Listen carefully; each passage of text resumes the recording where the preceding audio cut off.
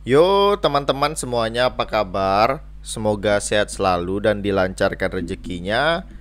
Di sini saya udah ada di Coin Market Cap lagi. Kita akan bahas sama-sama lagi tentang pergerakan market kripto akan seperti apa, yang dimana Bitcoinnya tuh masih stay di 29.000 teman-teman. Kemarin sempat menginjak 30.000 lalu dump parah lagi dengan satu candle dihajar panjang itu.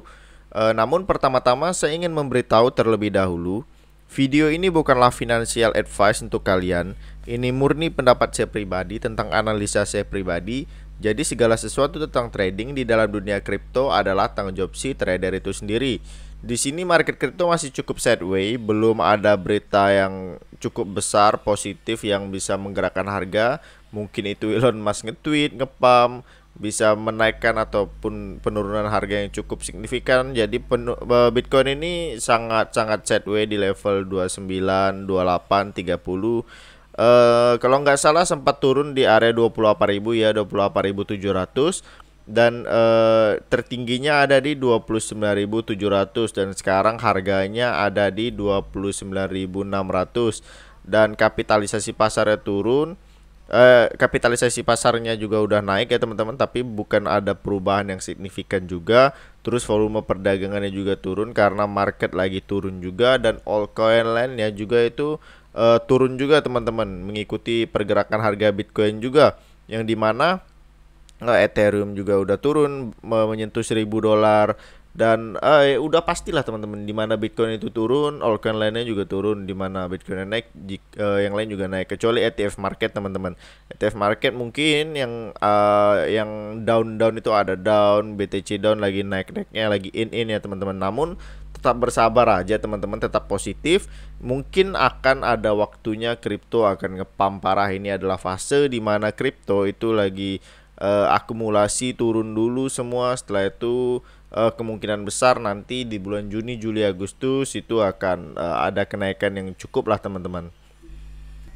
Oke, di sini beritanya teman-teman. Di sini kripto khususnya Bitcoin dikasih berita negatif lagi kemarin dari Eropa. Namun di sini dari England teman-teman, dari Inggris, ini mereka menyerang kripto. Kemarin juga saya ada cerita tentang Bank Sentral Eropa itu juga ngasih food, menyatakan kalau kripto itu akan gagal gitu, nggak akan ada nilai, nggak bisa menjadi pembayaran. Baru-baru ini lagi ada gubernur dari Bank Inggris yang Bitcoin katanya akan gagal sebagai metode pembayaran. Tapi anehnya di sini bukan cuma orang-orang tinggi saja, bank di Eropa sana, salah satu bagian dari CEO kripto atau FTX gitu, dia sempat setuju dengan pernyataan si gubernur Bank of England ini, Bank Inggris ini. Jadi sebagai fakta saja, gubernur Bank Inggris ini namanya Andrew Bailey. Dia menegaskan kalau Bitcoin itu nggak akan punya nilai intrinsik lagi, nggak ada nilai untuk menjadikan metode pembayaran. Mereka petinggi ini bank di Eropa itu seperti udah satu suara gitulah, sama-sama ingin menjatuhkan cryptocurrency teman-teman. Mereka sama-sama menyerang gitu, dan memang seminggu terakhir ini petinggi-petinggi ekonomi di Eropa itu menyuarakan ketidaksukaan terhadap kripto. Jadi udah benar-benar udah banyak banget berita negatifnya semenjak ada berita dari kemarin. Terus ini semua gubernur-gubernur si Bailey ini juga salah satunya, Bitcoin itu katanya tidak akan menjadi bentuk pembayaran yang diterima secara luas karena tidak praktis. Loh, kok nggak praktis gitu kan? Di Eropa khususnya di bank di sana udah berulang kali menyatakan kalau katanya Bitcoin sama sekali tidak punya nilai intrinsik, makanya tidak bisa dijadikan metode atau alat pembayaran. Jadi Bitcoin itu bisa naik harganya cuma ngandalkan supply dan demand, ngandalkan orang-orang yang mengumpulkan Bitcoin, tapi sebenarnya nggak punya nilai yang kuat. Kalau itu memang benar sih. Kita udah tahu pada dasarnya cryptocurrency itu nggak punya tanda tangan di atas kertas, karena dia menggunakan teknologi blockchain yang dimana itu bergantung pada supply and demand. Itu udah bukan rahasia umum. Memang nggak punya tanda tangan di atas kertas gitu, nggak ada seperti uang-uang kertas gitu. Di situ ada juga kemarin Bank Sentral Eropa juga yang kemarin kita bahas, itu juga katanya Bitcoin, kripto itu nggak punya nilai juga sama. Kemudian yang terakhir, food terakhir dari Riksbank Swedia ya teman-teman. Dia menerbitkan salah satu tweet panjang menjelaskan kalau alasan Bitcoin sama kripto itu nggak bisa diklasifikasikan sebagai uang. Jadi info juga sebenarnya pernyataan seperti itu udah biasa banget. Karena di Indonesia sendiri cryptocurrency itu tidak bisa dijadikan alat pembayaran, tidak bisa disamakan dengan uang kertas gitu. Tapi memang digolongkan sebagai aset atau komoditi yang memiliki nilai untuk investasi. Jadi sah-sah saja mereka mengatakan seperti itu dan tidak terlalu ancaman gitulah. Karena memang pada dasarnya seperti itu, sebenarnya udah seperti itu. Dan ini salah satu CEO dari FTX yaitu Sam Bankman, itu dia juga bilang mengatakan Bitcoin tidak punya masa depan di sektor pembayaran karena masalah skalabilitasnya selama satu dekade terakhir. Oke, berita selanjutnya ada laporan dari Fit ya teman-teman ya. Jadi data di Amerika sana, US menemukan kalau sebagian besar orang-orang Amerika itu punya kecenderungan kalau memang mereka yang punya kripto itu pegang pendapatan yang memang lumayan besar.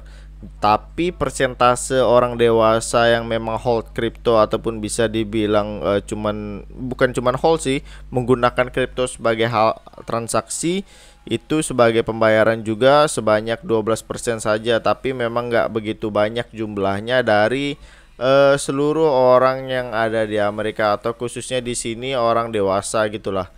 Dan di sini juga katanya kesenjangan demografis antara mereka yang investasi di dalamnya dan juga mereka menggunakan di dalam transaksi katanya cukup besar juga. Jadi data itu dimasukkan oleh Dewan Fed Amerika dan kurang lebih ini data terhadap cryptocurrency, terhadap kesejahteraan ekonomi di rumah tangga di Amerika dalam laporan terbaru tahun 2021. Namun laporannya itu tahunannya ke-9 dari The Fed itu katanya hasil survei dari 11.000 orang yang ditanya mulai dari Oktober dan November itu memang terdapat sekitar 12%-nya gitu.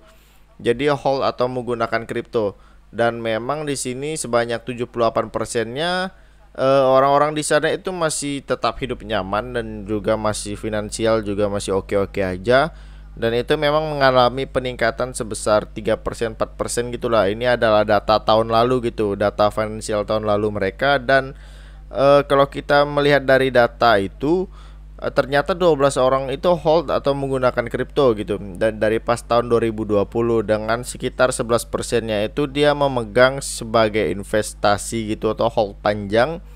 Terus 2%-nya itu digunakan untuk pembelian sama pembayaran, dan 1%-nya untuk kirim ke teman atau keluarga gitu.